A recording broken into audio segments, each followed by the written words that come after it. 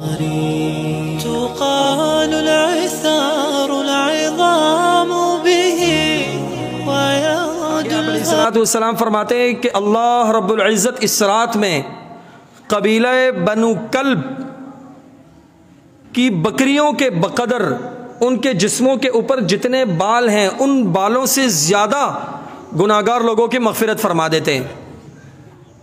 کتابوں کے اندر آتا ہے کہ قبیلہ بنو کلب والوں کے پاس 20 ہزار کے قریب بکریاں تھیں۔ اب ایک بکری کے جسم میں کتنے بال ہوتے ہیں کوئی گن سکتا ہے؟ یہ انسانوں کی قوت سے باہر کی بات ہے۔ بکری کے بال گنے کتنے بال ہیں ایک بکری میں، اب ہزاروں بکریاں، اور آپ علیہ الصلوۃ والسلام فرما رہے ہیں کہ اللہ رب العزت اس رات میں قبیلہ بنو کلب کی بکریوں کے جسموں پر بالوں کی بقدر گنہگار لوگوں کی مغفرت کا اعلان فرما دیتے ہیں، یا اس سے زیادہ لوگوں کی مغفرت کا اعلان فرما دیتے ہیں۔ تو اس رات کے اندر مغفرت کی اللہ رب العزت سے دعائیں مانگی جائیں، بخشش کی دعائیں مانگی جائیں۔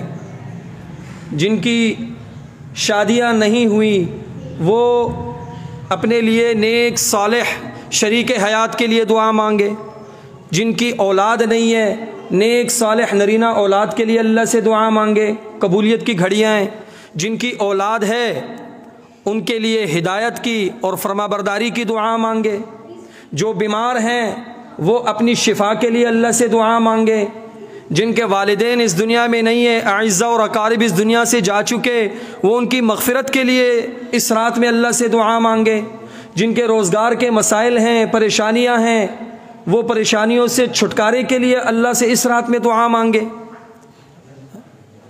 یہ ان 5 راتوں میں سب سے مبارک رات ہے جس کے اندر امام شافعی رحمۃ اللہ علیہ فرماتے ہیں ہم تک یہ بات پہنچی ہے کہ پورے سال میں یہ 5 راتیں ایسی ہیں جن میں اللہ کثرت سے دعائیں قبول فرماتے ہیں۔ شب جمعہ کی رات اور عید الاضحیٰ کی رات، عید الفطر کی رات، یکم رجب کی رات اور 15 شعبان کی رات۔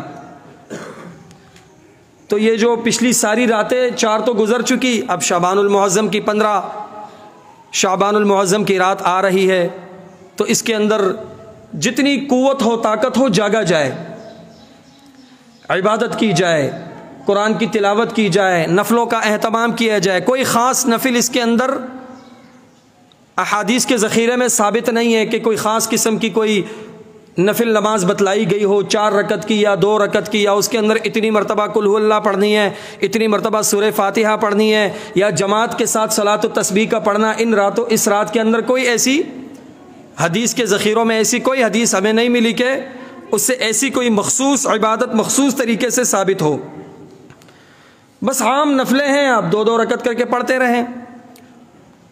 نفلیں پڑھنے کے بعد تلاوت تھوڑی دیر کر لیں، تھوڑی دیر ذکر کر لیں، تھوڑی دیر اللہ رب العزت سے مناجات کر لیں، دعائیں مانگ لیں، تھک جائیں آرام فرما لیں۔